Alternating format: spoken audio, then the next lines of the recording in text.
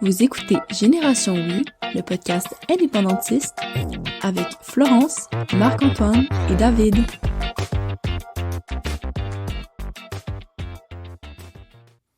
Bonjour à tous et bienvenue à Génération Oui. Je suis très content de vous revoir. Juste avant, en fait, de vous présenter notre invité, notre superbe invité qu'on vous a déniché pour parler de militantisme, de convergence également et de l'indépendance. Je laisserai la parole à David pour présenter notre partenaire publicitaire. Oui, absolument. Ben, comme vous savez, toujours les partenaires publicitaires, ça nous aide énormément pour parler d'indépendance, justement. Et aujourd'hui, on est commandité par Julie Vignola, députée du Bloc québécois pour Beauport-Limoilou.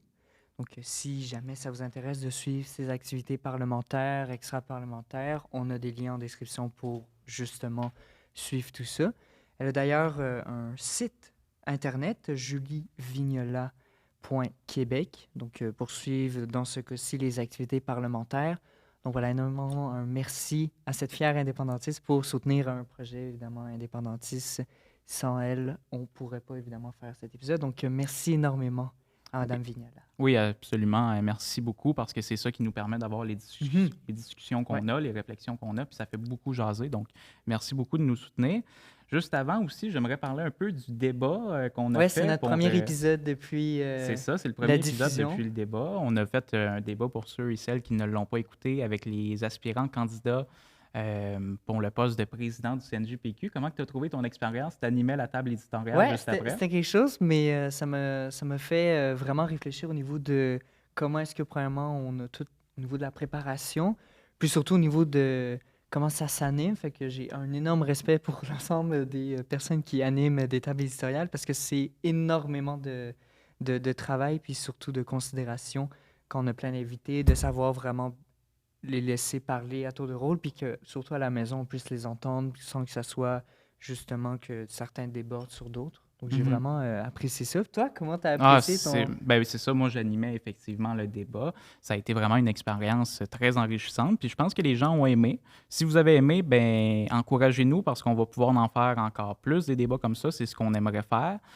Des débats même avec peut-être une plus grande ampleur. Donc, si vous avez aimé ce que vous avez vu, encouragez-nous, aimez, partagez. Puis, si vous ne l'avez pas écouté, allez-y, c'est sur YouTube, c'est sur Facebook également.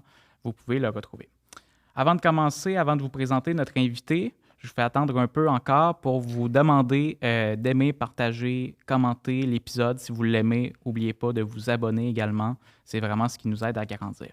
Alors, sans plus attendre, Camille Goyette-Gingras, bonsoir, ça va bien? Salut, ça va bien, vous autres? Oui, content de te Oui. retrouver. Pareillement.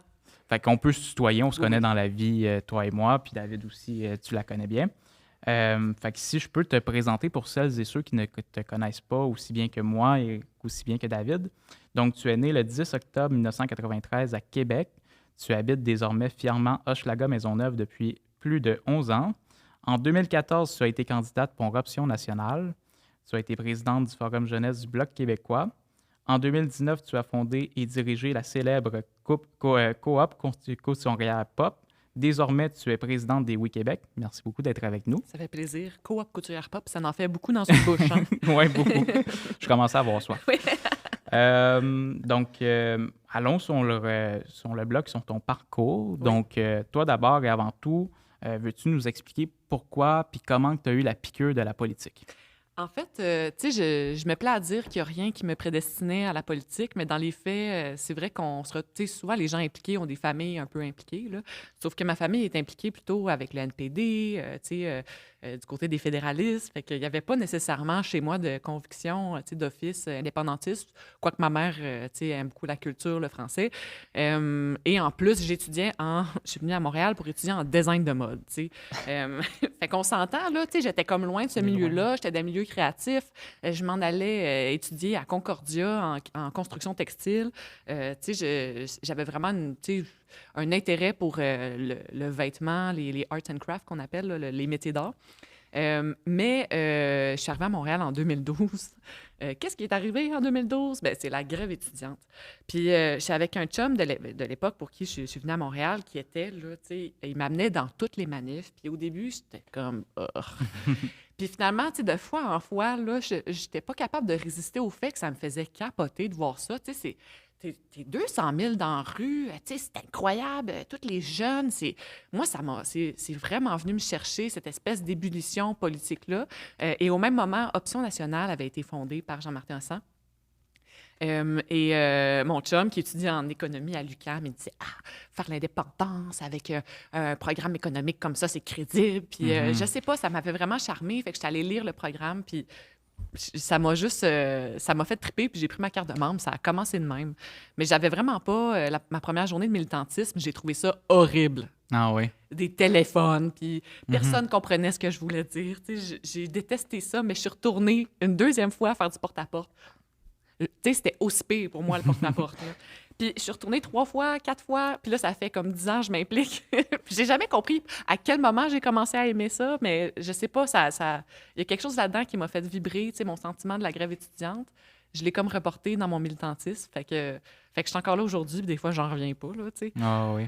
Puis Jean-Martin Hossan qui avait un discours assez clair, assez précis, qui allait droit au but. Ah, vraiment. Non, ça me faisait triper, tu sais. Puis c'est sûr que, tu sais, on voulait tout changer les libéraux, mais je voulais pas juste changer les libéraux, je voulais comme une genre de révolution sociale, tu sais. Fait que je trouvais qu'Owen, même si on savait tous qu'il allait pas être élu, ça représentait cette voie-là de notre jeunesse qui, je sais pas, rêvait à autre chose si c'est pas mieux, tu sais. Oui, c'est intéressant. Puis plus tard, là, on fait un saut dans le temps. Tu as été au Forum jeunesse du Bloc québécois. C'est en quelle année, ça, déjà? Écoute, moi, j'ai travaillé sur la colline comme attachée de presse. Puis c'est drôle, je repensais à ça récemment. Tu sais, ils m'ont balancé ça. Là, j'avais comme 22 ans en scrum, là, tu sais, en mêlée de presse, là. Ah oui. Sur une colline, j'en reviens pas qu'ils aient fait ça. Tu sais, dans quel C'est univers imposant. ils ont pensé que c'était une bonne idée, tu sais. C'est qui était chef à l'époque? C'était Martine. Parce que j'avais fait la campagne avec Martine Ouellet. OK. Beaucoup parce que, justement, moi, je viens d'Option nationale. Fait que ce discours-là, tu sais, pour la souveraineté, ça, c'était avant la crise, là. Ah oui, oui. Une fois que la crise a émergé, là, j'ai changé de position. Mais voilà, après avoir quitté la colline, écoute, le poste était libre, on me l'a offert. Puis moi, j'avais envie de militer. J'aime ça que ce soit bénévole parce que ça me garde de la liberté, dans le fond. Tu sais, on dirait que, comme dans un poste payé, je sentais que j'avais des obligations envers mon patron, puis tout ça. Puis c'est vraiment important d'avoir des employés politiques, mais je me sentais moins à ma place là-dedans. J'étais malheureuse, tu sais. Fait que j'étais arrivée au Forum jeunesse où il y avait à peu près 2 militants, incluant moi, en 2016, je pense, 2017. OK. En tout cas, un petit peu avant la crise au Bloc, là. OK. Puis là, vous avez, après la crise, vous avez refondé un peu le Bloc québécois sous ton impulsion, sous l'impulsion des jeunes. Qu'est-ce que vous avez changé au Bloc québécois lors de cette refondation-là en 2019? En fait, ce qui était, tu sais, Martine avait quitté suite à, il y avait comme un référendum à l'interne. Bon. Un vote de confiance. Oui, c'est ça. Ben, c'est parce qu'il y avait aussi Oui, il y avait une autre question sur Bon, la mission du Bloc québécois. dans les faits, c'est pas si important, là, mais je trouvais que ça allait pas au fond des choses. Puis il fallait aussi, tu sais, il y avait comme une réflexion qui avait été entamée par la crise sur la mission du Bloc québécois, sa place sur la scène politique. Puis moi, je me questionnais sur la place du Bloc québécois dans le mouvement indépendantiste aussi. C'est quoi le rôle qu'il devrait jouer? Évidemment, je tripais déjà ces questions de convergence. Je trouvais que le Bloc pouvait avoir un rôle exceptionnel de rassembler les souverainistes. Donc, écoute, c'est même pas moi qui l'ai lancé. Ça a été, le document sur lequel on travaillait, l'exécutif du Forum jeunesse, a été coulé dans les médias. Fait que là, ben, il y avait comme tous les journalistes de la colline qui m'appelaient, puis on a décidé d'aller de l'avant pareil. Puis en négociant, en se bâtissant un rapport de force aussi, parce qu'on comptait pour le tiers du parti, donc en instance, on avait vraiment un impact, ben, on a réussi à faire passer notre proposition. Et à ce jour, je pense que c'est dans les très beaux exemples d'ailes jeunesse qui sont capables de faire des changements en profondeur de leur parti. Et je pense que la refondation a permis aux élus démissionnaires de revenir un peu la tête haute en se disant, ben, le parti a changé, mes propositions peuvent être prises en compte, c'est plus le même Bloc québécois. Yves-François est arrivé en même temps aussi. Donc, tu sais, c'est pas le seul élément qui a permis au Bloc d'être aussi fort tel qu'il est aujourd'hui, mais je pense que ça a participé d'une mouvance qui a permis au Bloc de faire élire ces 32 députés qu'on connaît aujourd'hui. Oui, non, je suis assez d'accord par rapport à ça. Oui, puis... Moi, je me demandais également, là, tu as fait ton passage justement au Bloc, mais tu as également fait un passage à Option nationale. Oui, avant. Tu t'es présenté, c'est ça, auparavant. Moi, j'étais intéressé par rapport justement à la manière dont est-ce que tu as été amené à être impliqué justement à Option nationale? Ils m'ont juste envoyé un courriel de masse pour recruter du monde pour faire des téléphones dans la partielle de Viau et Outremont en 2013. Puis j'ai juste répondu, puis tu sais, hey, moi, j'étais honorée qu'ils veulent de moi, là. Mais tu sais, aujourd'hui, je le sais, là, hey, un bénévole qui veut faire des téléphones, là, tu lui donnes là, des gâteaux, des chips, du 7-Up, t'en prends soin, là, tu sais. Mais moi, dans ma tête, là, j'étais là, comme tellement chanceuse qu'on veuille de moi. Puis Sol venait d'être élu à la chefferie d'Option nationale à l'époque. Jean-Martin, moi, j'ai jamais milité dans le temps de Jean-Martin Asselin. Puis, fait que là, ben, je me pointe au local, puis là, Sol Zanetti débarque, je capotais. Moi, dans ma tête, je rencontrais une célébrité. Là, puis d'ailleurs, j'y casse les oreilles avec cette anecdote-là constamment. Là, fait que je sais pas comment dire, c'est quasiment un hasard. J'ai juste répondu à un appel, une main tendue. Puis à un moment donné, dans un événement, quelqu'un m'a proposé si je voulais être candidate. Puis, moi, du haut de mes 19 ans, j'ai fait bah. Ouais, j'imagine. Je venais d'arriver à Montréal. Puis il a dit, ça va être dans Pointe-aux-Trembles. J'ai dit, c'est où? Ça faisait comme, 6 mois, j'étais à Montréal. Puis il m'a montré c'était où, là. J'avais pas de char, tu sais. C'était loin. C'est tout en haut. C'est tout en haut, oui. Mais ça a été extraordinaire comme expérience, là. Dans le fond, c'est ça vraiment mon élément qui a fait que j'ai continué à m'impliquer parce que je faisais du porte-à-porte, puis je me ramassais avec des bonhommes en bedaine qui ouvraient la porte. Puis là, je leur disais que je voulais leur parler d'indépendance, puis ils étaient comme « Ouais? » C'est pas en 90. Ouais, mais là, ils voyaient la fille là, de 19 ans, là, quasiment avec des boucles dans les cheveux. Puis le monde, ils prenaient le temps pour vrai. Puis ça, j'ai trouvé ça vraiment hot. Là, tu sais, ça a été vraiment... c'est ça qui a fait que mon engagement s'est centré autour de cette cause-là. Tu sais, c'est qu'au final, tu as une discussion vraiment 360 avec le monde, là. Fait que j'ai continué. Ça avait été vraiment mon allumette. Moi, je me dis... là, tu sais, quand souvent on parle d'indépendance, c'est souvent dans un angle un peu que c'est les personnes qui sont dans les années 90, donc là, qui sont beaucoup plus âgées. T'avais-tu un peu cette effervescence que tu disais en même temps, tu représentes l'indépendance, mais l'indépendance jeunesse, là où à l'époque, il y avait comme vraiment moins ce discours-là qui était chez les jeunes? Tu sais, on n'était tellement pas beaucoup que c'est C'est ça. difficile de parler d'un mouvement, là. Tu sais, à cette époque-là, des militants d'ON... Ça t'a-tu inspiré, justement, de se dire je vais m'impliquer, puis peut-être inspirer d'autres jeunes également à s'impliquer pour un mouvement qui n'est pas juste Oui, non, mais c'est clair réservé, que oui. tous mes collègues en design de mode étaient membres du PQ, là, tu sais, ou du Bloc, ou de n'importe quel parti indépendantiste, là, tu sais, de QS, je vendais des cartes, puis tu sais, c'est comme... Parce que j'ai eu un moment où je me suis impliquée un petit peu au PQ, là, mais... fait que, tu sais, quand je me présentais dans des élections, je vendais des cartes, là, tu sais, à tout le monde que je connaissais. Puis... T'as été un peu impliqué au CNJPQ, un peu. Oui, mais tu sais, très Très rapidement. brièvement, Oui, genre 6 mois, là, tu sais. J'ai vite compris que la scène politique partisane québécoise, là, provinciale, c'est vraiment pas ma place, là, tu sais. Ça a pas duré longtemps, puis dans les faits, tu sais, je suis pas une péquiste, je suis pas une solidaire, je vais toujours rester un peu une fille d'ON, tu sais. Puis on dirait qu'avec la fin d'ON, j'ai comme... Pas que j'ai jamais décroché, mais ça reste... tu sais, c'est un peu comme ta première blonde ou ton premier chum. Tu sais, t'as toujours cet amour-là qui t'habite, mais tu sais, ça reviendra jamais, là. Fait que j'ai jamais été capable de revoir la même passion pour une formation politique sur la scène provinciale. J'y ai jamais arrivé. J'arrivais pas à avoir un sentiment, comment on dit ça, tu sais, où est-ce que tu... Genre, ton identité, c'est aussi avec le parti, puis tout ça, tu sais. J'étais comme... j'étais au PQ les 6 mois, puis j'avais de la misère à me dire péquiste, là, tu sais. Fait que c'est pour ça que j'étais allée au Bloc, en fait, après. Je trouvais que là, au moins, tu sais, j'avais pas besoin de me dire péquiste ou solidaire, j'étais juste bloquiste. Puis... C'est la scène fédérale, fait que Ouais. ouais, c'est ça. Puis il n'y avait C'était pas comme, de combat entre les indépendantistes non plus, des fois qui peuvent être déchirants. Ben, j'ai remarqué que oui, finalement, puis c'est pour ça qu'au Bloc, comme présidente du Forum Jeunesse, je parlais constamment de convergence. C'est vrai. Puis ça choquait beaucoup. Je comprenais pas pourquoi. Parce que pour moi, c'était comme naturel de parler de convergence, là, tu sais. C'est une idée indépendantiste, ouais. Ouais, tu sais, j'étais comme, ben voyons donc, pourquoi on est gêné de parler de convergence? Puis là, tu sais, c'était juste après la table de concertation. Mais encore, là, je sais pas comment j'ai pensé que c'était une bonne idée, là. Mais tu sais, ça venait d'arriver, les plaies étaient ouvertes, saignantes, puis j'étais comme, la convergence! Fait que tu sais, c'est... Mais ouais, fait que probablement que c'est ça l'origine de tout. Et l'article 2 d'Option nationale, à l'époque, c'était que s'il y avait un parti qui avait un programme suffisamment indépendantiste, il allait se fusionner. Fait que je trouvais que c'était comme il y avait un esprit, genre, vraiment pro-convergence à ON qui me faisait vraiment triper. Puis, qu'est-ce qui t'a amené à te présenter à la présidence? Parce que là, je le disais, tu es présidente des Oui-Québec. Ouais. Qu'est-ce qui t'a amené à te présenter au Oui-Québec? Bien, à l'époque, tu sais, je viens du milieu entrepreneurial.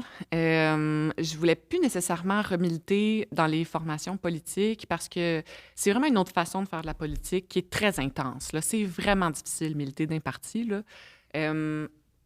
Puis j'avais trouvé toute la crise au Bloc très difficile d'un point de vue personnel, tu sais, parce que tout était devenu, genre, ça avait des insultes sur les médias sociaux, quand on a retiré notre appui à Martine Ouellette.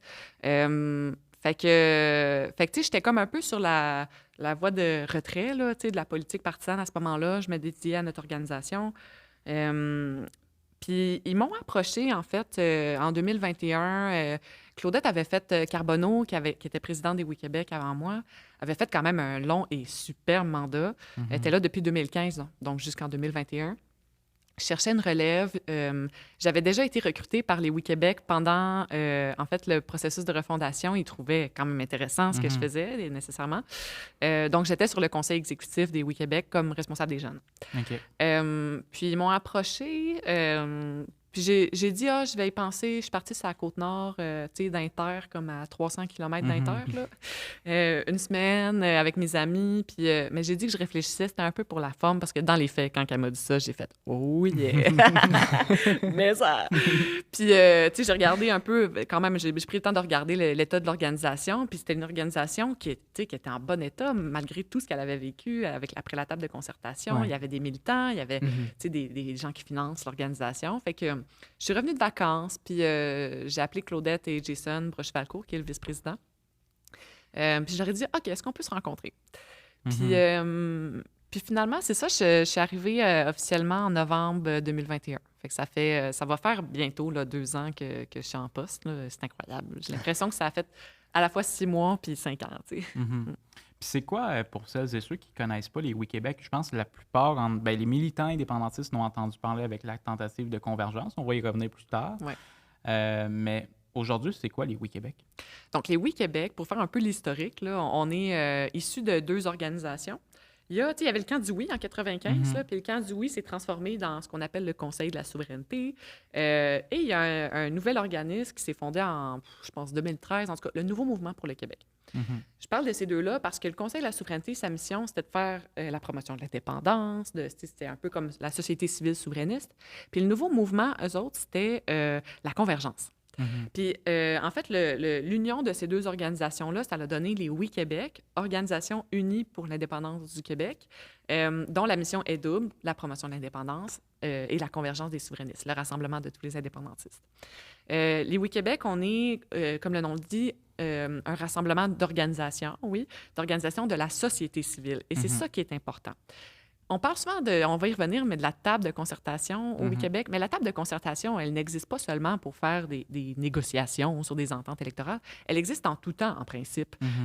Justement, pour pas que les formations politiques soient sur le conseil d'administration. OK. Fait que le CA des Oui-Québec, il est exempt de formation politique, là. C'est seulement et exclusivement des formations de la société civile. J'en nomme, là, tu sais, la CSN, la FTQ, donc des syndicats, une balado qui s'appelle Génération Oui. Effectivement, depuis cette année. Depuis cette année, je les connais pas du tout. Des groupes, par exemple, la Société Saint-Jean-Baptiste, le Mouvement national des Québécois, dont Frédéric Lapointe, que vous avez reçu récemment. Donc, bon, on a des organisations et on a aussi des membres citoyens qui sont vraiment pas reliés à des organisations qui s'impliquent sur le CA. Donc, ça, c'est comme la base là, des Oui-Québec. Mais voilà, fait qu'on fait en même temps le travail autour des 2 pans de notre mission comme organisation. Oui, puis c'est un très beau conseil d'administration, vraiment diversifié. J'en fais partie avec Génération Oui depuis cette année. Ouais. Puis c'est ça, il y a vraiment une pluralité de voix qui enrichit le mouvement là, autour de la table, dont Frédéric Lapointe. Pour celles et ceux qui voudraient écouter notre épisode avec Frédéric, c'est très intéressant. Il est disponible sur toutes les plateformes. On passerait justement au bloc sur la convergence, si tu veux bien. La première chose que je demanderais, puis c'est un peu, tu en as parlé, l'importance du fait de sortir un peu de la partisanerie. La mission des Oui-Québec, c'est évidemment de rassembler les indépendantistes, puis c'est surtout de les rassembler au-delà de la partisanerie. En quoi est-ce que c'est important d'avoir un rassemblement indépendantiste qui s'effectue au-delà des clivages partisanerie? En fait, le fait que le mouvement... C'est presque assez unique dans les mouvements indépendantistes à travers le monde que, tu sais, au Québec, c'est beaucoup par les formations politiques que la cause souverainiste existe ou est mise de l'avant publiquement. Mais étrangement, à l'international, c'est presque une unicité du Québec. Parce qu'à l'international, par exemple, en Catalogne, en Écosse, ça ressemble beaucoup au Québec. D'ailleurs, ils sont inspirés beaucoup du Québec.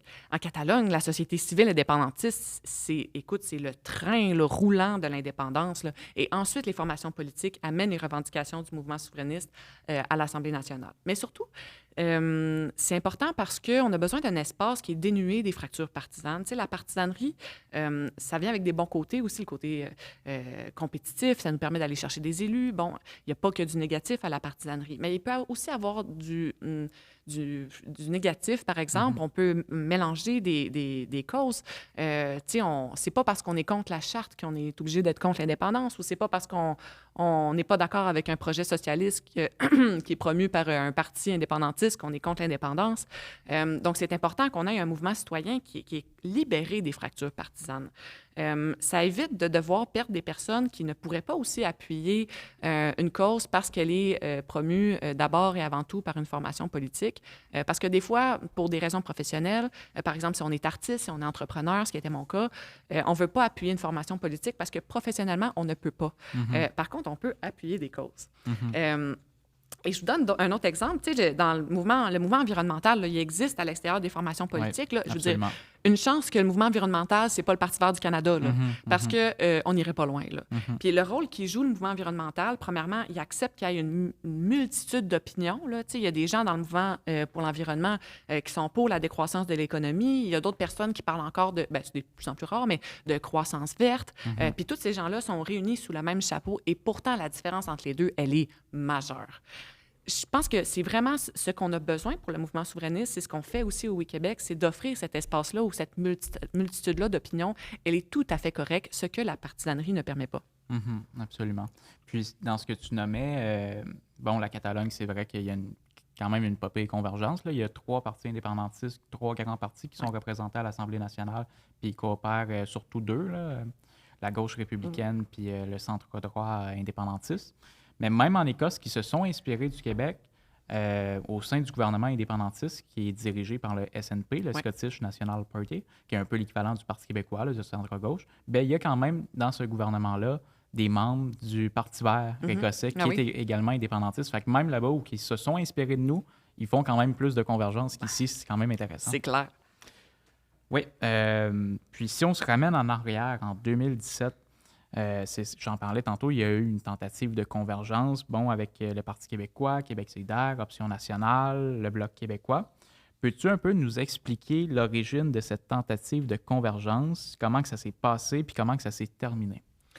Bon, l'origine, en fait, on se ramène à l'élection, en fait, de Claudette Carbonneau comme présidente. Je m'excuse de la nommer par son prénom, mais on se connaît bien.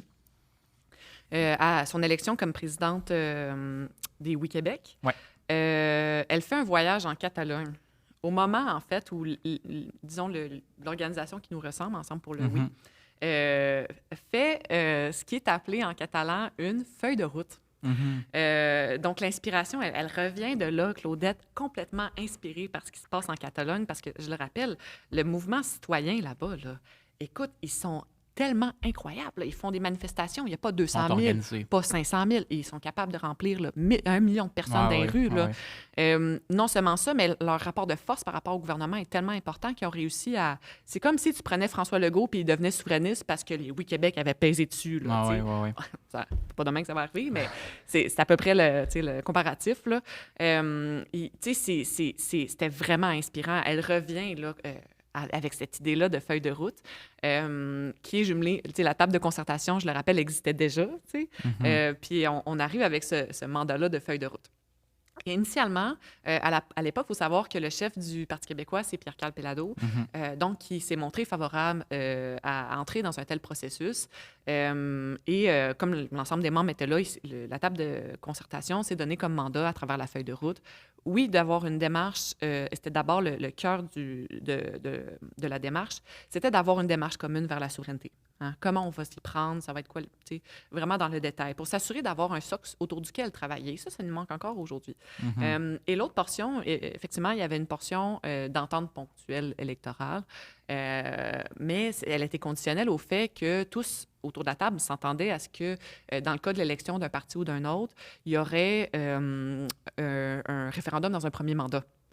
Donc, c'est sûr qu'à partir du moment où Jean-François Lisée est arrivé, la portion sur les ententes électorales a été retirée de la table de concertation et elle s'est concentrée là, autour de cette idée de feuille de route commune. D'avoir une démarche commune vers la souveraineté. Exact. Ce qui, en soi, était quand même... c'est quand même bien. Ben, révolutionnaire, là, on s'entend. Là, en 95, il y avait quand même, il y avait le camp du oui.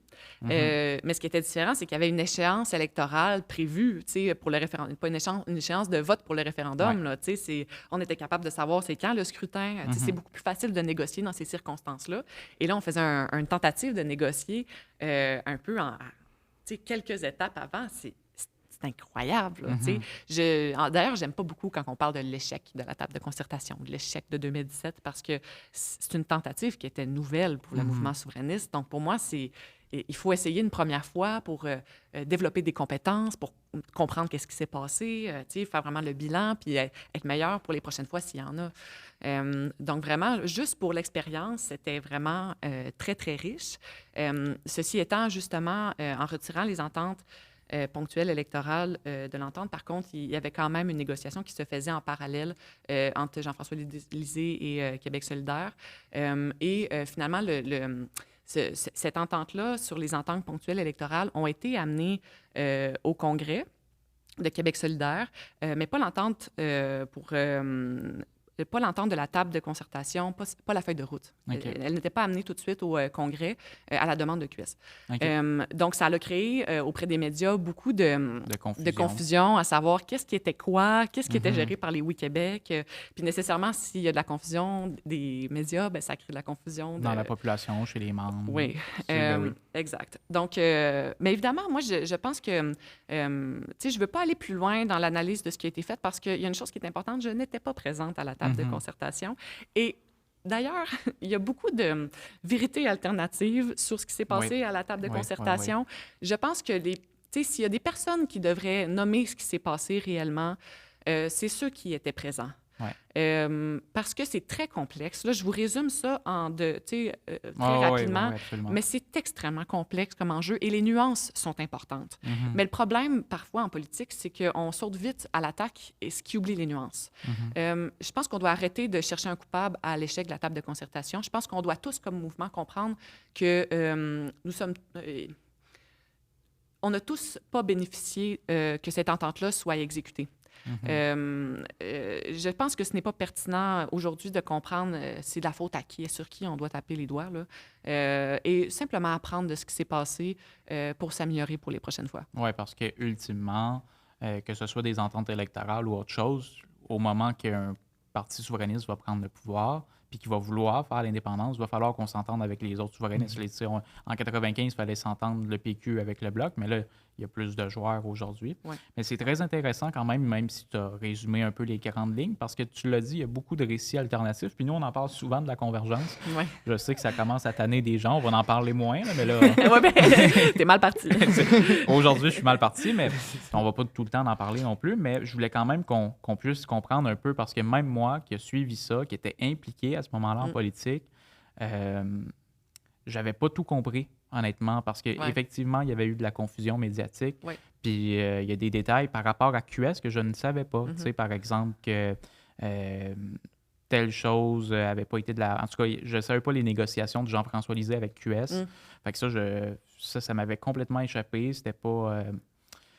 Fait que c'est ça. Aujourd'hui, je pense qu'il y a beaucoup de récits alternatifs, puis éventuellement, j'imagine que des gens prendront la parole pour dire qu'est-ce qui s'est passé plus en détail. À suivre. Mais en tout cas, ce qui est important pour moi, c'est que les militants n'aient pas peur de parler de convergence, parce que, tu sais, c'est comme, des fois, moi, le monde vient de me voir, là, sur le bout des pieds quasiment, ils sont comme « Moi, je suis d'accord avec la convergence. Mhm. Puis, tu sais, c'est comme, t'as pas besoin de chuchoter, là. Tu sais, Mhm. c'est une idée tout à fait acceptable, même essentielle. Tout le monde le sait que c'est essentiel. Je pense que, tu sais, c'est pas parce qu'il y a eu cet événement-là qu'il faut jeter l'idée complètement de convergence. Mhm. C'est simplement une leçon. C'est un moment dans cette idée-là qui l'a rendu très public, légitime, exceptionnel en même temps. Il faut juste l'accepter puis se permettre de passer à la prochaine étape. Oui, puis à l'époque aussi, parce que j'ai retombé, puis après ça, je te laisserai la parole, David, mais à l'époque, c'était aussi voulu par les gens à l'intérieur, autant du Parti québécois que Québec solidaire. J'ai écouté récemment un discours, moi j'étais au Parti québécois, avant qu'on me traite de solidaire, mais puis il n'y a pas de honte à être solidaire non plus, mais j'ai écouté un discours de Françoise David au moment que ça commençait, là, la table de concertation et tout ça, puis elle avait un discours très résolument en faveur de la négociation avec le Parti québécois, puis les gens l'applaudissaient dans la salle, fait que c'était vraiment voulu des deux côtés, mais je pense Tout à fait. au cours du chemin, il y a eu de la confusion, changement de chef et tout ça, donc je pense que ça l'a un petit peu compliqué les choses. Je te laisserai Oui, ben c'est ça. parler Puis aussi. ça présente aussi le plus grand défi. On parlait de la cause environnementale. Par rapport à la cause environnementale, le projet souverainiste est détruit par la division.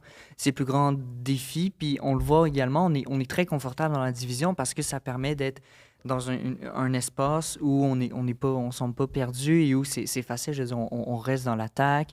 Alors que quand il y a besoin de rassembler, c'est comme il faut que tu acceptes que tu as des différences avec l'autre. Il faut que tu acceptes également que tu peux être en désaccord avec elle ou avec lui. Donc, c'est beaucoup plus difficile comme démarche. Ça demande plus de nuances, tu disais tout à l'heure. Puis, je veux rebondir là-dessus parce que parler de convergence chez les Oui-Québec, c'est différent de parler de convergence dans un parti politique. Puis, j'aimerais que tu expliques justement en quoi est-ce que tu t'en parlais justement que des fois, il y a des gens qui viennent te voir de justement briser. Comment est-ce que les Oui-Québec offre des discussions, des réflexions qui sont différentes au niveau de la convergence par rapport à ce qu'on pourrait avoir dans les entités politiques? C'est drôle parce que souvent, tu sais, les gens qui viennent me voir pour dire « Ah, tu sais, je suis en faveur de la convergence », en fait, ce qui est sous-entendu, c'est des ententes électorales, alors que la convergence, ça peut être des ententes électorales, mais c'est une infime partie de ce que ça... Ben non, tu sais, c'est une partie de ce que ça peut constituer, mais ramener l'idée de convergence simplement à des considérations stratégiques, je n'aime pas ça, je trouve ça faible. C'est beaucoup plus large que ça, l'idée de convergence. D'aller plus loin. Hein? Ben, vraiment. Puis, tu sais, j'aime beaucoup citer Pierre Vallière dans un texte écrit dans Le Devoir après la crise d'octobre. Un très beau texte où il dit essentiellement, en fait, je le cite, il dit « Le pouvoir se sent menacé non pas par le FLQ, mais par la pratique politique convergente du Parti québécois. » Et qu'est-ce qu'il voulait dire exactement là-dedans? C'est que le Parti québécois de l'époque avait vraiment réussi à aller chercher beaucoup plus large que sa base la plus petite.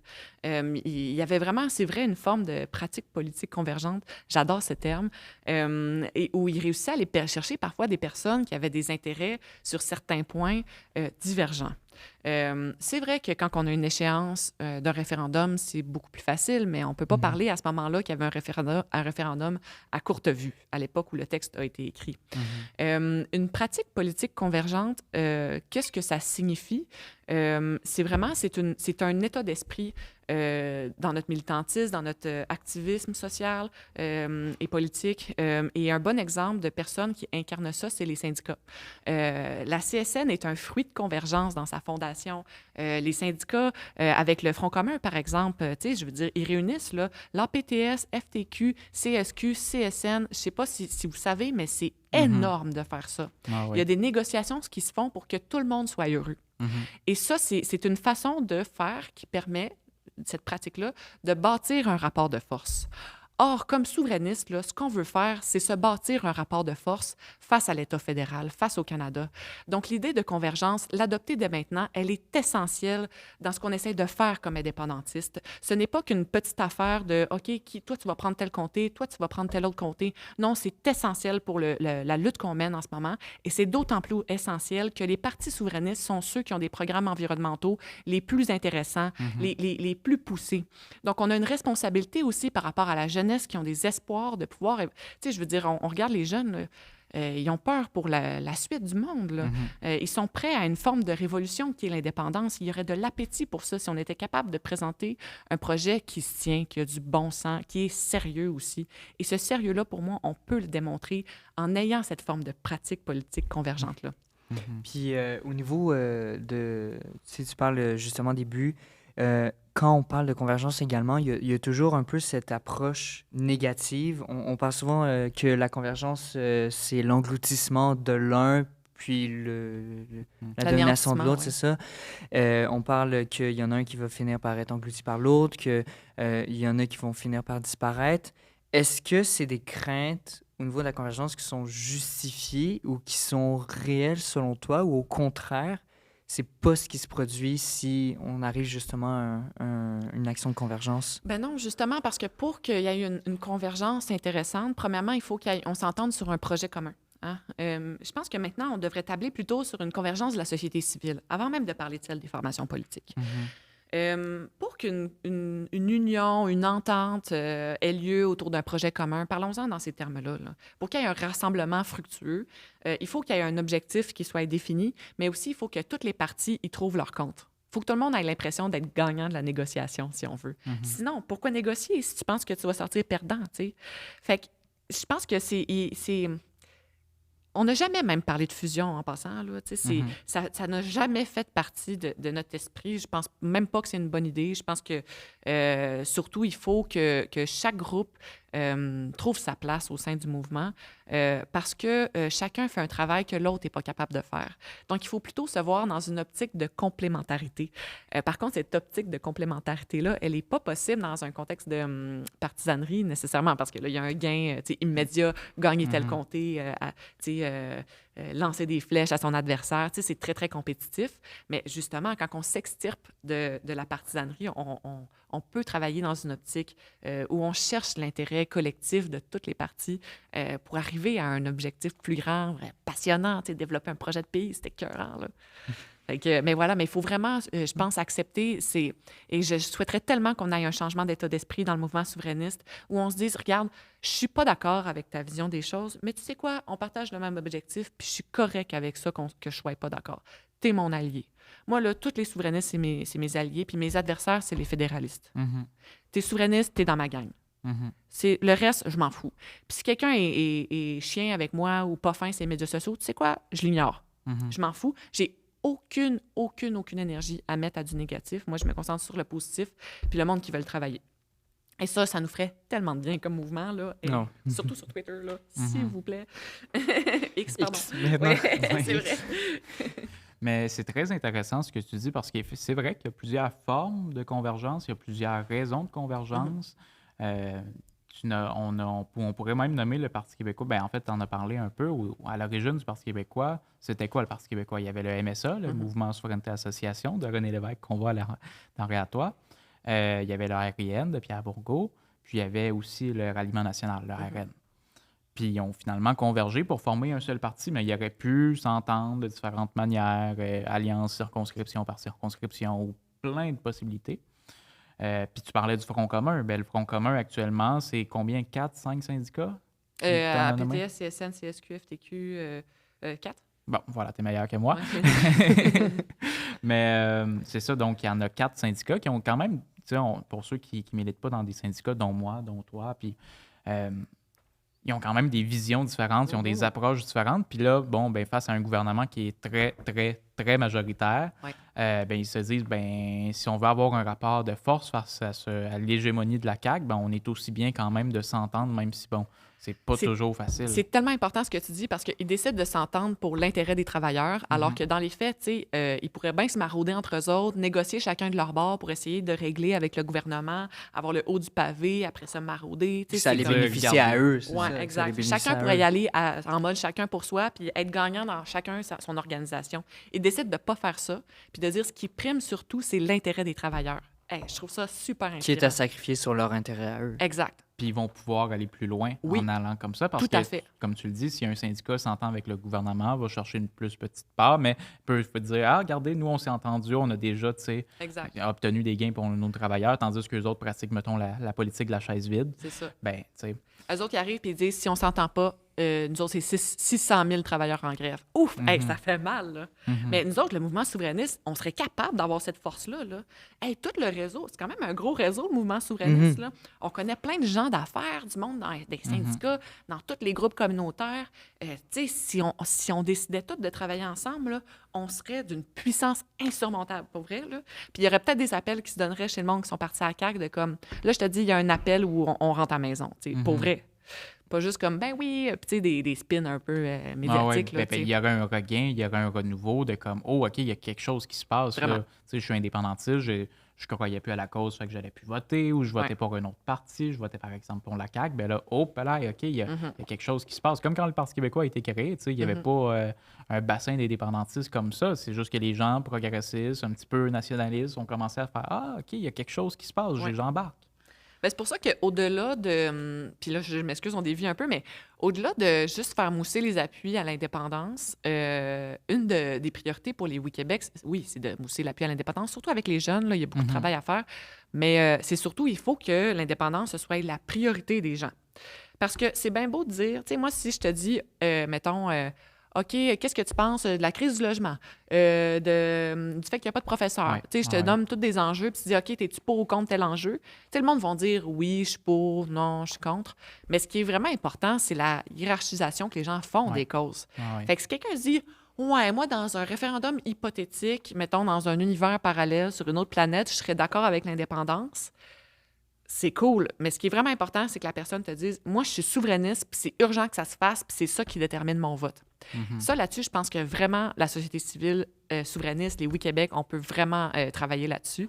Et pour moi, c'est vraiment ça qui va faire la différence, qui va permettre aussi aux souverainistes d'accéder à, en fait, faire élire encore plus de monde. Ah oui, absolument. Est-ce que tu penses, dans cet ordre d'idées-là, je pense que j'en avais parlé un peu, tu étais là avec Frédéric Lapointe, je pense, oui, c'était toi. Est-ce qu'on devrait allier indépendance et environnement, justement, parce que ces deux causes, on en parlait plus tôt, qui sont liées, face au Canada pétrolier, je pense que c'est 2 millions de notre argent qui vont directement dans les pétrolières chaque année. Dans l'Ouest canadien, c'est contre nos valeurs. On voit, avec l'été qu'on a eu, je pense que ça devient évident. On le voit aussi partout à travers le monde présentement. On voit à Hawaï qu'est-ce qui se passe. Bref, est-ce que tu penses que dans un contexte québécois, que si des gens voudraient la convergence, ça serait une bonne idée d'allier la souveraineté et l'environnement? Parce que c'est deux priorités des... Puis on l'a vu aussi. Oui, au débat, d'ailleurs. Oui, exactement. C'est ça, au débat, en fait.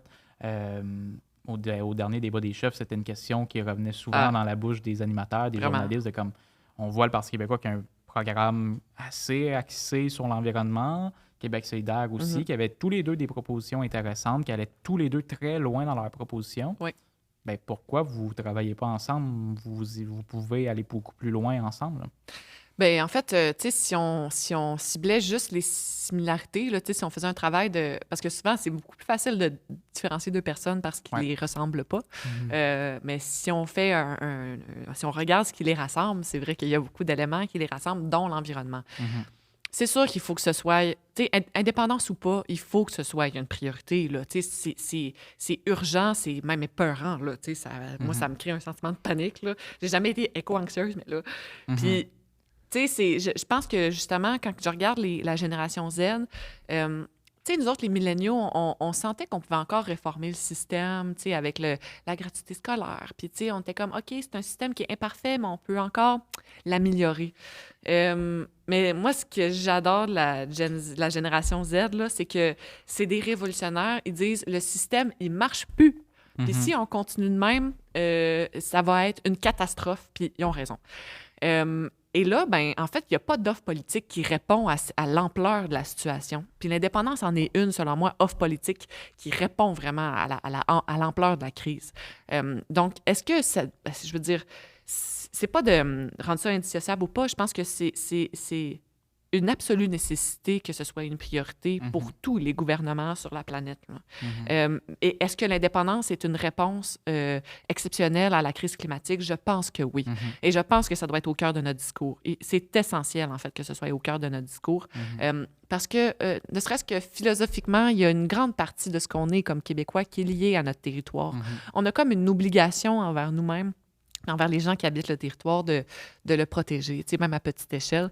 Et puis, tu sais, en plus, avec la montée des eaux, on risque de se retrouver un peu en terre d'accueil pour des réfugiés climatiques. Donc, on a vraiment, tu sais, des grands défis devant nous dont l'indépendance est une réponse directe. Ouais, ouais. Ceci étant, ça me fait dire aussi que tu sais, on parle souvent de renouveler l'argumentaire souverainiste. C'est un peu comme des vieux pieux. On dirait qu'on fait ça à chaque année. On dit qu'on va le faire, mais personne ne le fait. OK? C'est beaucoup ça, là. Et vraiment, on a un gros travail de renouvellement de notre discours à faire. Ne serait-ce que, par exemple, sur les questions environnementales, sur les Autochtones. C'est quoi être une féministe souverainiste aujourd'hui, alors que cette question-là était facile à répondre à certaines époques. Là, il y avait une mouvance féministe et souverainiste très forte. Fait que, tu sais, on a un gros travail de contenu à faire, puis de définir notre projet de pays d'une façon où les gens se sentent directement rejoints. Tu sais, il faut qu'à un moment donné aussi que le monde trouve que c'est bon pour la poche, la souveraineté, là, tu sais. Parce qu'à un moment donné, je m'excuse, mais tu sais, on vit pas juste de pain et d'eau fraîche, là, tu sais, puis d'espoir. Tu sais, faut s'alimenter, faut se trouver une maison. Fait que comment est-ce que le projet de pays se détaille à travers ça? Absolument. Ben, c'est très intéressant, puis c'est ça. Je pense que moi, personnellement, je pense que ça va devoir aussi passer par ça, là, un peu comme tu le dis. Dirais-tu qu'aujourd'hui, dans l'environnement polarisant dans lequel on se trouve, est-ce que tu penses que ça contribue à la réticence par rapport à la convergence? Parce que si la société est très polarisée, les débats à l'Assemblée nationale sont très polarisés, il y a beaucoup de partisanerie entre les partis. Veut pas, le Parti québécois, Québec solidaire sont obligés de s'attaquer parce que ça demeure des adversaires électoraux. Est-ce que, selon toi, cette polarisation-là, cette partisanerie-là... Déchirure un peu. Ouais, On se déchire entre nous. Fait que les fédéralistes n'ont pas vraiment grand travail à faire puisque les facile. souverainistes s'attaquent entre eux constamment. C'est clair. Ben, je pense que c'est le propre de la partisanerie, là, quand même, de s'attaquer. Tu sais, c'est comme... ça fait partie d'eux.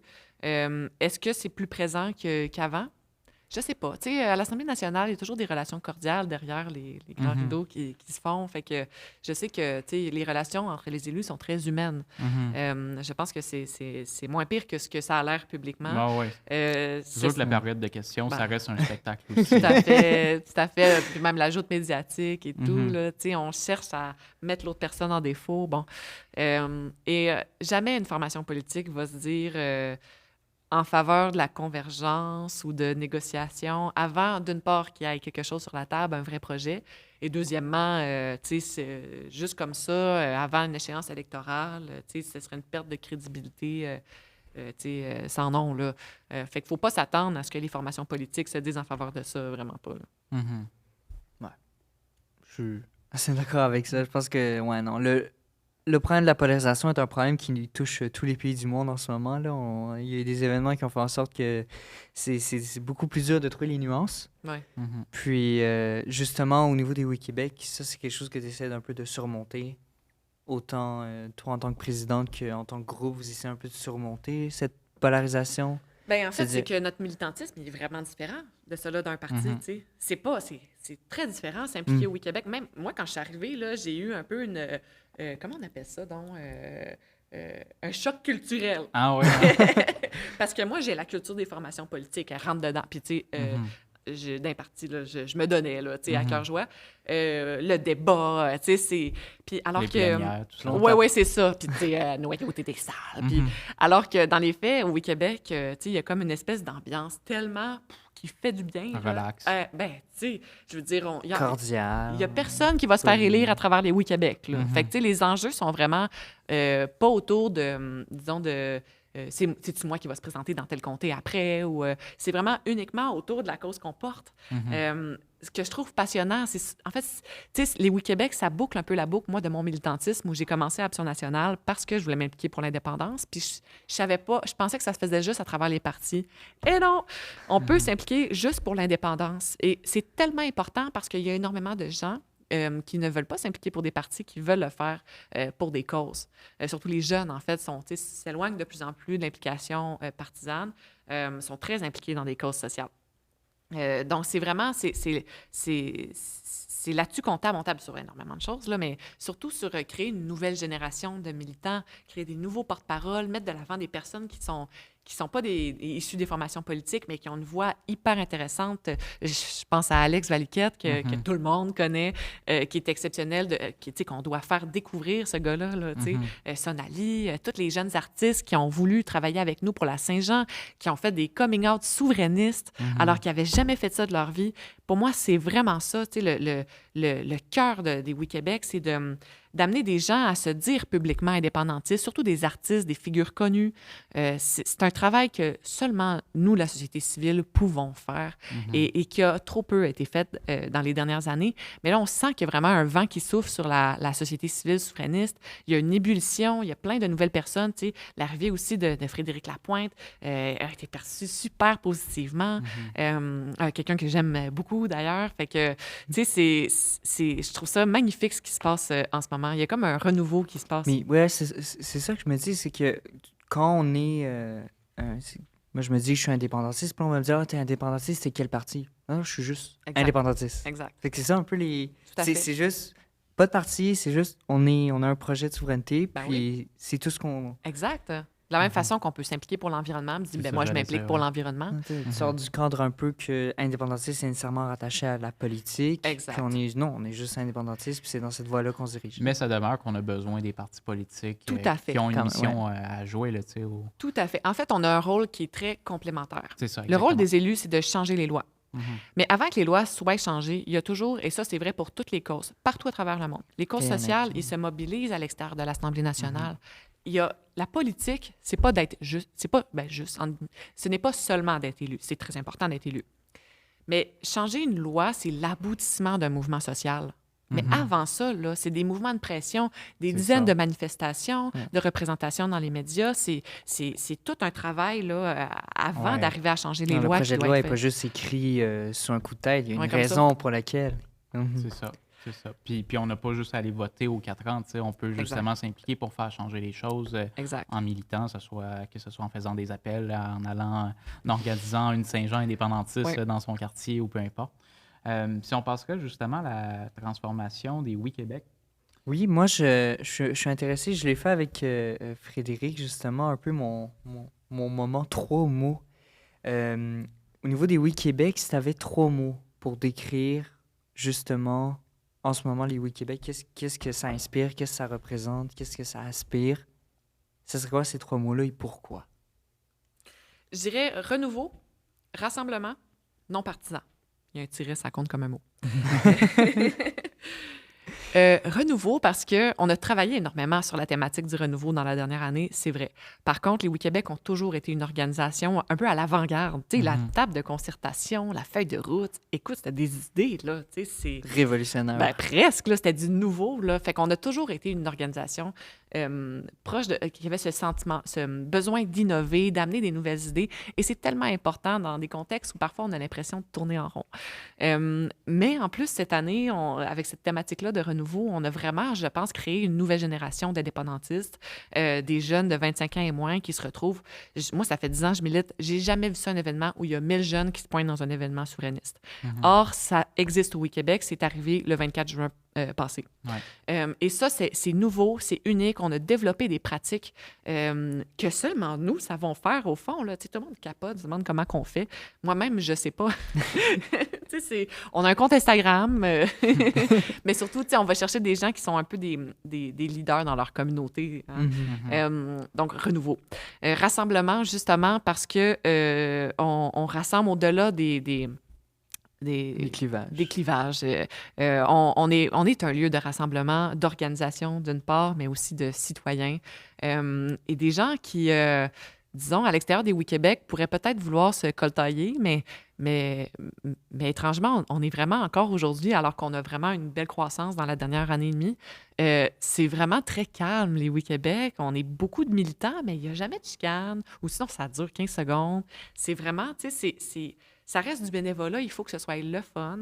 Et on ne passe pas une seconde sur d'autres choses que ce qui est essentiel, c'est-à-dire la mobilisation autour de l'indépendance. Et non partisan, parce que pour moi, c'est ce qui est le plus important. C'est pas juste une marque de commerce, c'est une attitude. On a la même relation avec l'ensemble de nos partenaires des formations politiques. On ne joue jamais aux favoris. Les règles sont les mêmes pour tout le monde. Mais surtout, on ne vit pas pour les formations politiques. On est indépendant de ça. On a même, d'ailleurs, on est reconnu comme organisme d'éducation politique auprès du gouvernement du Québec grâce à notre statut non partisan qui est extrêmement important pour nous. Et c'est vrai dans notre action et aussi dans nos relations avec l'ensemble de nos partenaires. Mais moi, je me disais, forcément, il y a des gens à un moment qui vont s'impliquer dans le Québec puis qui sont soit membres de certains partis, donc qui ont, eux, personnellement, leur clivage.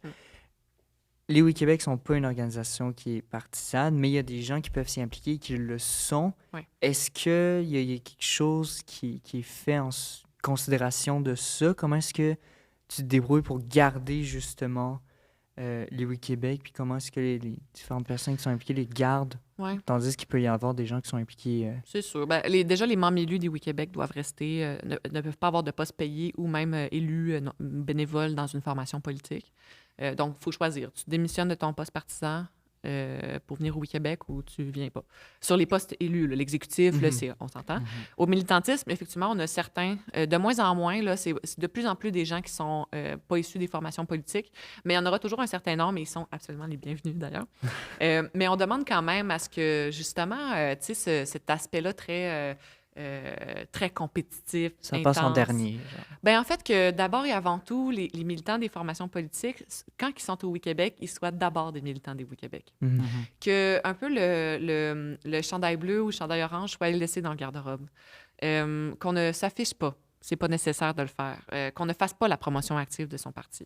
Ça, c'est un peu des règles non dites dans nos communications. Là. Il y a on a une conversation d'échange de militants là, qui est un peu connue. Là. Dans notre convo de groupe, on demande à ne pas faire de publications qui mettent en valeur ou qui critiquent un autre parti sous aucune condition. Aucune. Et à date, ça marche très bien. Et je pense même qu'il y a des amitiés. En fait, non, pas je pense. Je sais qu'il y a des amitiés qui se sont créées à travers les Oui Québec entre des personnes qui ne se seraient jamais rencontrées sinon, qui à la base votent pas pour le même parti. Et je trouve ça juste vraiment sain. Une toute petite convo de groupe. Hein? Bon, il y a peut-être... Non, il y a beaucoup de monde. Peut-être 200 personnes, ouais. Ouais. De militants, de 25 ans et moins. Ce qui est impressionnant, c'est l'âge des gens. Ouais. T'es probablement la doyenne, puis je m'en viens pas dire, moi aussi. Il y a Fabrice aussi qu'on salue. Qu'on le salue, qui nous écoute probablement. Jocelyn aussi, bref. Mais c'est une convo qui est efficace. Puis je t'en parlais l'autre jour, c'est que quand vous avez besoin d'un bénévole, d'une bénévole, d'un groupe de bénévoles pour une tâche, tu t'es juste là à dire « Ah, on a besoin de 3-4 bénévoles pour telle chose. » Puis en 5 minutes, c'est réglé. On est 15, tu sais. Ouais, c'est ça. Je veux dire, on devait être là, 100 bénévoles là, à la Saint-Jean. Là, c'est n'importe quoi. Des fois, on sait même pas quoi en faire. Là, fait que ça, je l'ai jamais compris. Là, je trouve ça écœurant. Là. On essaie d'occuper tout le monde, mais des fois, là... Mais ouais, c'est vraiment efficace. Puis je pense que ça a créé comme... tu sais, je pense que les gens qui sont là, ils apprennent aussi à ne pas laisser la partisanerie prendre le dessus. Tu sais, ça crée vraiment comme une ambiance généralisée que je trouve vraiment positive, très constructive. C'est quelque chose que j'ai remarqué. Des fois, je vois des conversations, puis ça montre les bons coups de... Ouais. C'est plein de personnes. Puis Ouais. tu vois deux recommandations à la suite. C'est des bons coups de personnes qui sont entre eux très, très divisées ou très qui se différencient beaucoup. Oui, parce que des fois, on voit, mettons, des solidaires qui vont saluer un bon geste du Parti québécois, puis on verrait pas ça sur Quel Twitter, univers par j'ai exemple. vu, c'est ça, ouais. Sur Twitter, on verra pas ça. Non. Non. Mais non, j'ai... Au niveau de très la intéressant. jeunesse, Ouais, ça, c'est quelque chose qui est important parce que, évidemment, Oui Québec, c'est pour tout le monde, ça s'adresse à tout le monde, mais il y a énormément l'accent sur les jeunes. Là, tu parlais tout à l'heure, Parc Laurier, vous aviez fait un grand événement, mais quelles sont les autres activités, les autres démarches que vous faites? Parce que tu le disais tout à l'heure, tu n'es pas juste au niveau des partisaneries, fait que les brasseries politiques, les choses, c'est pas des choses qu'on verrait vraiment au Oui Québec. Qu'est-ce qu'on voit comme événements qui sont organisés? Il y avait la Saint-Jean, on peut en parler, mais outre que ça. Donc, dans la dernière année, on voulait vraiment axer sur les jeunes. On avait fait un peu d'études à savoir, tu sais, qu'est-ce que ça devrait être nos priorités. Puis, on s'est rendu compte qu'il y avait vraiment... Puis, de façon léger, quand ils sondent, souvent, ils sondent avec les âges. Donc, on voit là, que chez les jeunes de 25 ans et moins, il y a beaucoup de travail à faire pour l'indépendance. Puis, justement, j'avais fait la rencontre d'Alex Valquette, qui avait parti un groupe qui s'appelait le Mouvement des jeunes souverainistes. Là. Je trouvais que ça avait vraiment du potentiel, cette affaire-là, puis, mais qu'il fallait leur donner des moyens. Puis aussi un petit peu de structure, mais pas trop. Juste assez pour que la marque que ce soit pas. périn. Ouais. Tu l'as dit mieux que moi, mais... ouais, tu sais, fait que... Puis... on a fait des événements. Mon objectif, c'était... Parce que souvent, les événements dans le mouvement qu'on a fait, c'est comme des conférences où c'est tout le temps les mêmes personnes qui viennent. Et je trouvais que c'était un peu du gaspillage d'énergie et d'argent. Parce que, tu sais, je veux dire, si on a une mission de promotion de l'indépendance, je ne ferai pas la promotion de l'indépendance à du monde déjà convaincu. Tu sais, on s'entend, c'est pas très productif. Donc là, on fait des événements. On a fait une première tentative, un événement qui s'appelait c'était l'Expo Renouveau. Avec, tu sais, un truc, là, ils nous présentent ça, tu sais, un truc de pas de bon sens, là, des projections lumineuses, tu sais, des lectures de poèmes sur une terrasse avec un bar, tu sais, puis anyway, là, tu sais, un truc de fou, vraiment. Ah oui, c'est puis, très jeune puis très dynamique. Mais non, mais on débarque là, tu sais. Il y a genre, au total, on a eu 400 entrées. Puis c'était tous des jeunes de 25 ans et moins qui arrivaient avec des billes dans les cheveux, les jupes de même. Il y avait toute la sortie des années 70.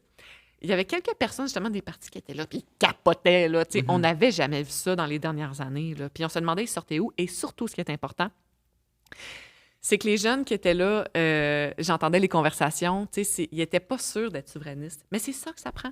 Ils étaient là pour un peu s'abreuver de...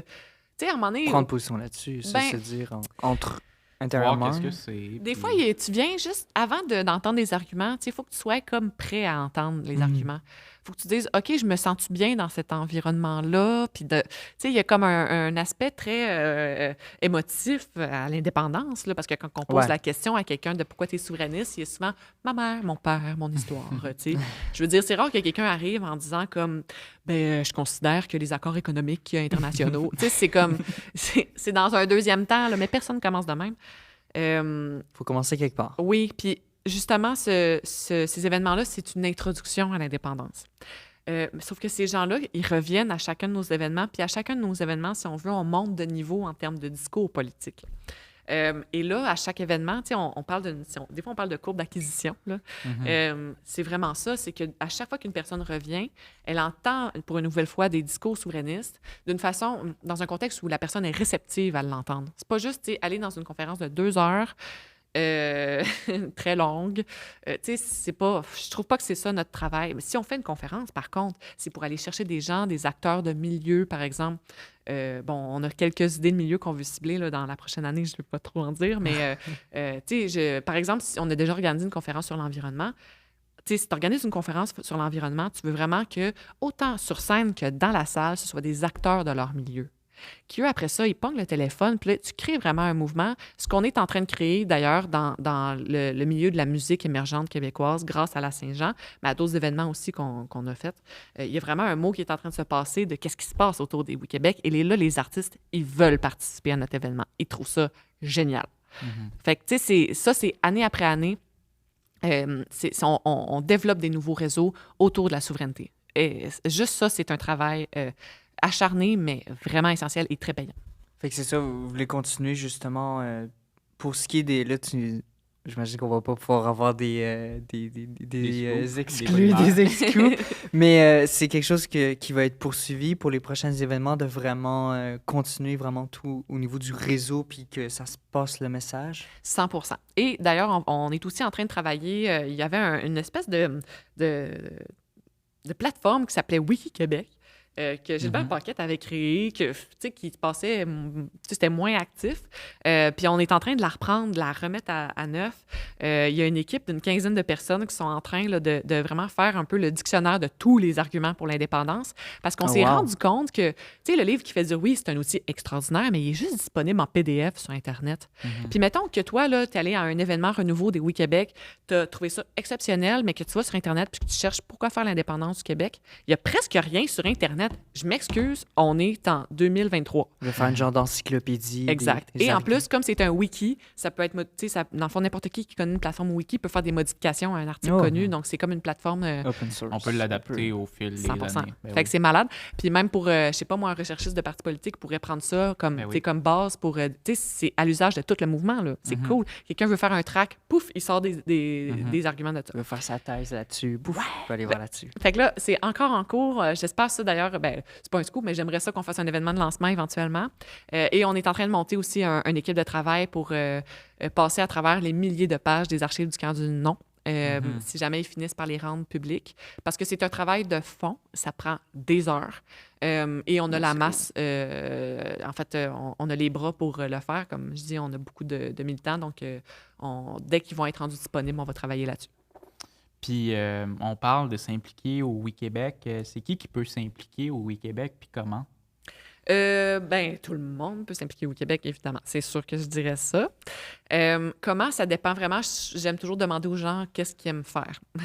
Puis, tu sais, je veux dire, il y en a qui aiment vraiment faire de l'organisation d'événements. En fait, ce qu'on aime, c'est du monde qui aime ça prendre des initiatives. Et souvent, tu sais, c'est n'importe qui nous arrive avec un projet, qui nous montre un petit budget. On a tendance à vraiment vouloir dire oui, tu sais. Puis évidemment, on le modifie ensemble, puis on le travaille ensemble. Il peut, en fait, tout simplement aller sur notre site Internet, nous contacter dans la boîte contact, ou sinon, nous rejoindre sur nos médias sociaux, Facebook, Instagram, Twitter, ou sur mes médias sociaux à moi aussi, Facebook, Instagram, Twitter. Puis je vais rapidement mettre en contact le militant. Mais tu sais, toutes les compétences sont vraiment les bienvenues, là. Par exemple, quelqu'un qui est entrepreneur, tu sais, je sais pas, tu sais, Jocelyn qui nous donne un coup de main, lui qui a une boîte de prod, tu sais, c'est... Bon, il y a ça. Sinon, il y a des militants qui font de l'affichage quand on fait des événements. On tapisse la ville de Montréal de tracts. Puis, tu sais, quelqu'un qui aime faire des médias sociaux. C'est vraiment varié. On a beaucoup de besoins, là, parce qu'on a quand même une croissance assez rapide. Donc, tous les bras sont vraiment les bienvenus, là.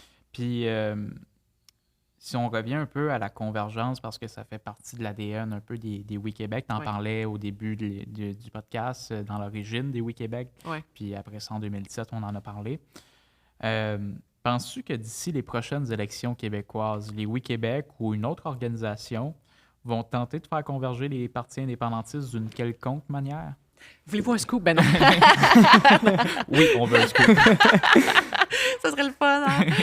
Ben, tu sais, c'est sûr qu'on sent que dans la population, il y a quand même... je sais pas pour vous. Moi, quand je parle de cette... Des fois, je parle de mon militantisme, tout ça, puis j'explique que, tu sais, je m'implique beaucoup pour le rassemblement des indépendantistes et tout.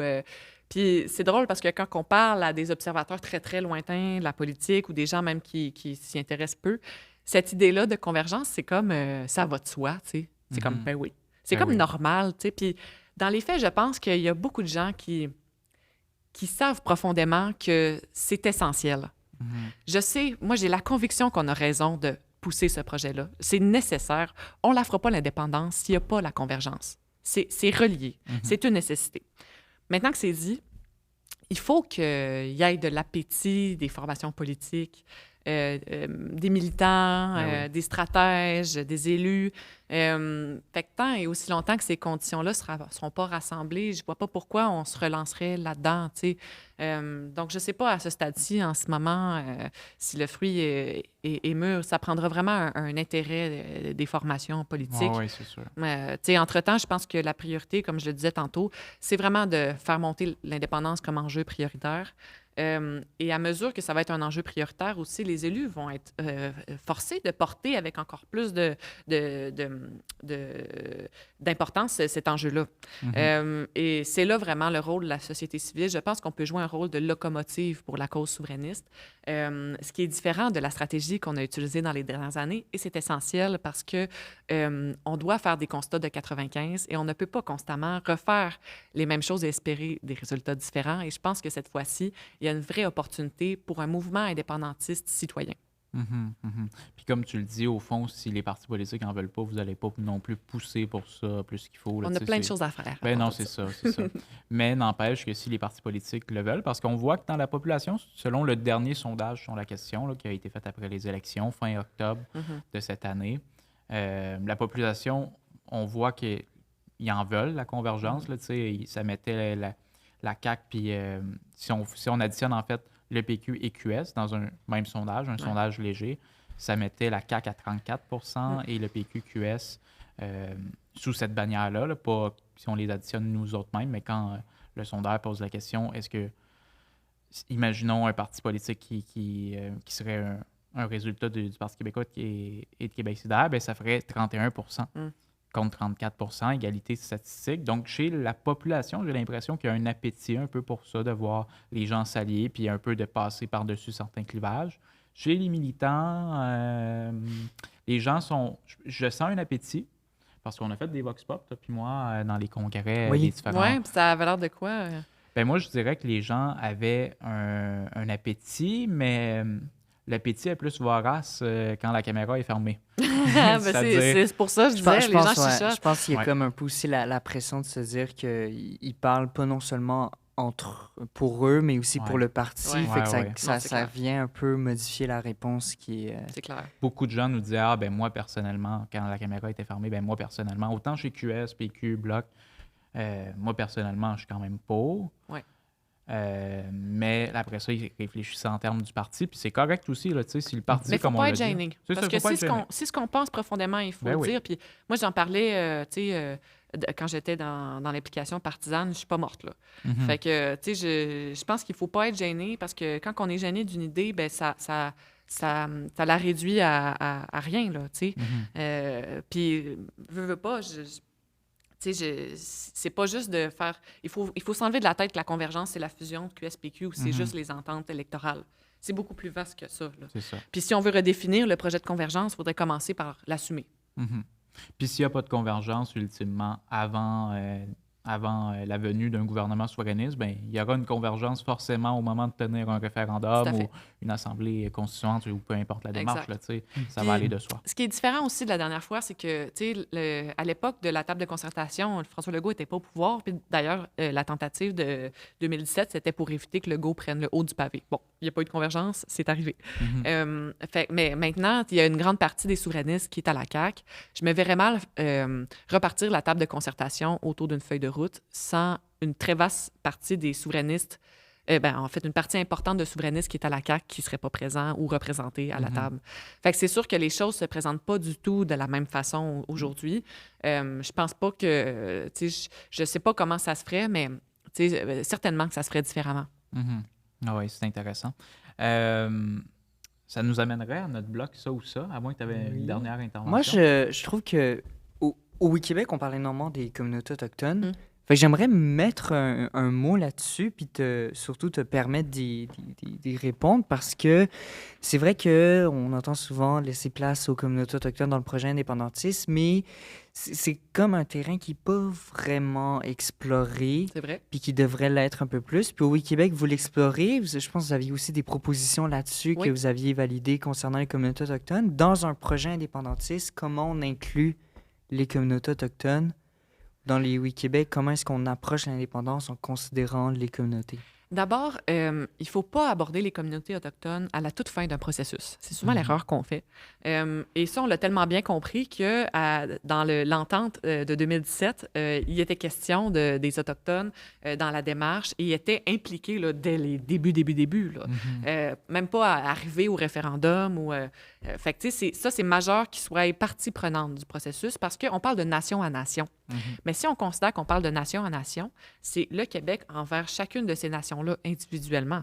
On ne peut pas juste arriver les prendre comme un bloc monolithique. Ben non, ça, c'est c'est très important. C'est l'erreur qu'on fait souvent. On parle des Premières Nations et les Inuits. Non, Il n'y a pas juste ça. Comme si on parlait des nations francophones à travers le monde. exactement. Voyons donc. Ou Il y a l'Amérique. des groupes, Ouais, il y a c'est des ça. groupes aussi. Ben oui, Il n'y a là, pas puis juste les communautés, les 12, il y a aussi les groupes entre eux. Tout à fait. Tu sais, les CRI ils sont sur plusieurs territoires. Tu sais, fait que, bref, il était inclus dès même l'entente de 2017. Mais surtout, les Oui-Québec, on est en faveur d'une constituante avec mandat. C'est un projet qu'on porte fièrement, d'ailleurs. C'est très important dans notre démarche. À travers la constituante, il y avait des postes réservés pour les nations autochtones pour qu'elles soient partie prenante. Et aussi que, tu sais, parce que sinon, c'est dans la constituante, c'est des postes, en tout cas, il y a un système de répartition, si on veut, selon la population. Là, mais si on se fiait seulement aux populations de territoire, ben, on excluait d'office les nations autochtones. Donc, ils sont partie prenante, ils ont une place réservée pour que leur voix soit entendue. Donc, c'est avant même d'arriver au référendum, elles sont partie prenante de l'élaboration de la constitution de ce Québec indépendant-là. Et j'espère que la démarche, d'ailleurs, constituante va continuer d'être promue par les formations politiques qui ont signé la feuille de route de 2017, parce que c'était, en fait, la méthode d'accession qui avait été acceptée par l'ensemble des formations politiques. C'était une constituante qu'on appelle fermée, donc avec un mandat indépendantiste. Avant d'arriver là, ben, on avait l'élection d'un gouvernement majoritaire, ben, idéalement, ou d'un gouvernement. Et le gouvernement se faisait élire vraiment avec le mandat de faire cette assemblée constituante-là. Donc, c'était un mandat très clair. C'est une démarche que je trouve très belle et très aussi productive. Oui, bien, une constituante, puis on va s'arrêter là-dessus après parce que le temps file, mais une constituante, c'est le moment idéal un peu pour réfléchir à quel modèle qu'on veut pour une société, parce qu'au fond, une constituante, quand on parle d'une assemblée constituante, c'est une assemblée qui va être probablement tirée au sort. Là. Je ne connais pas les mécaniques, c'était pas ça dans... OK. Ouais. Parce que c'est ça, je ne connais pas les mécaniques qui avaient été décidées en 2017. Il y a plusieurs mécaniques possibles, mais au fond, c'est une assemblée qui va être représentative, généralement, de la population, qui va déterminer, qui va être chargée d'écrire une constitution. Oui. Cette constitution-là va définir un peu notre rapport, quelle sorte d'économie qu'on a, c'est quoi notre système politique, c'est c'est la loi fondamentale d'un pays, au fond, la Constitution. Puis souvent, on entend dire que les Québécois, c'est un peuple de chialeux parce qu'on chiale tout le temps contre la politique puis on ne serait jamais content. Bien, c'est sûr que quand on s'est fait imposer un système politique qu'on n'a pas choisi, qui est le système fédéral canadien, une monarchie constitutionnelle, bien, je comprends bien qu'on chiale motadine. Bien, le pire, c'est, je m'excuse, je sais qu'on va manquer de temps, là, mais les Canadiens anglais, bien, les Anglais de l'époque, chialaient vraiment que les Canadiens français votaient pas assez. Parce que les Canadiens s'étaient habitués à fonctionner dans une forme d'autogestion à travers la seigneurie. Fait que dans le fond, tu sais, la démocratie représentative, ça nous convenait pas. On était habitués de prendre des décisions directement. Absolument. Non, fait que, en tout cas, on pourra te réinviter pour en parler plus longuement. On passera à la formule ça ou ça. Donc, je te donne le choix entre... je te donne 2 choix, puis tu me dis ta Là, faut pas que je démissionne après le lancement de l'émission, OK? Inquiète-toi pas, j'ai pris tout ça en considération. Je vais commencer mollo. Lève-tôt ou couche-tard? Lève-tôt. Canadien de Montréal ou Nordique de Québec? Nordique. Impact de Montréal ou Alouette de Montréal? L'Impact. Pierre Bourgault ou Jacques Parizeau? Je dirais Parizeau quand même. Ah ouais, OK. Ouais. André Ferretti ou Pauline Julien? Pauline Julien. OK. Mais j'adore Ferretti. Oui. Option nationale ou Rassemblement pour l'indépendance du Québec, le RIN? Ah, ben le RIN. Bloc québécois ou NPD? Ben là, le bloc, là. Hey. Convergence des indépendantistes ou division des indépendantistes? Ben la convergence. Québec-Pays avec un gouvernement de droite ou Québec-Province avec un gouvernement de gauche? Québec-Pays. Voilà. Ben, merci beaucoup de t'être prêté à l'exercice. Merci, ben oui. Puis on remercie énormément la personne qui a été partenaire. Hein, oui, exact. Encore une fois, vous pouvez suivre toutes ces activités en description. Puis on la remercie énormément. Oui, on va mettre le lien vers ses réseaux sociaux et surtout son site Internet dans notre description. J'aurais, en terminant, un petit cadeau à t'offrir. Tu connais la boutique 50% Ben plus 1, tu oui. peux le déballer pendant que je parle. Donc là, je savais pas quoi t'offrir parce que Raphaël nous a donné une banque de produits de la boutique. Là, je sais que tu connais bien Raphaël. La boutique est aussi... Difficile à choisir, ouais. La boutique est aussi associée beaucoup au Oui Québec. Ben, en fait, tu sais, ça s'appelle 50 plus 1 parce que la boutique 50 plus 1 donne 50 plus 1 Exactement, de de ses ses profits revenus, ouais. à des organismes de la société civile souverainiste et on en bénéficie largement. Honnêtement, Mhm. là, ils sont de grands soutiens. Fait que vos achats à la boutique... Finance un peu les Oui Québec Ben. et l'indépendance du Québec. Ah, nice! Ouais, donc c'est une fleur de lys. Une belle fleur de lys pour mettre dans sa Elle est super décoration. belle. Je ne l'avais Exactement. pas en plus. Ah ouais, bon, ben Bon, voilà, t'as j'ai bien choisi. Puis j'ai même les nouveaux collants de 95. Oui, Les exactement, avec un drapeau du Québec et un ouvre-bière également que tu vas pouvoir retrouver qui est juste là. nouveaux. Ouais. Nice! Donc, si vous voulez profiter de ces produits, rendez-vous sur la boutique 50% plus 1. Ça va être dans la barre de description. Puis, on a un code promo, donc on va vous mettre le lien. Génération Oui en majuscule. Je vous remercie. Si vous avez aimé l'épisode, partagez-le, commentez, aimez. Puis surtout, abonnez-vous. Sur ce, on se dit À la prochaine fois.